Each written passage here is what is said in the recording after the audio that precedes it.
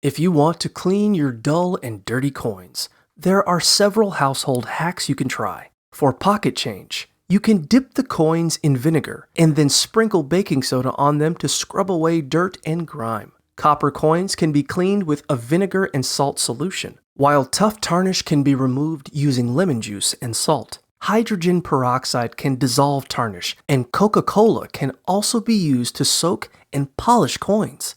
Ketchup can be effective for cleaning silver and copper coins, and for heavy tarnish, you can use a commercial cleaner solution. After cleaning, rinse the coins under running water and dry them with a towel. You can also use a soapy water solution and a soft bristled toothbrush or paper towel to gently scrub the coins. Be careful not to use a toothbrush on collectible or antique coins, as it may leave scratches.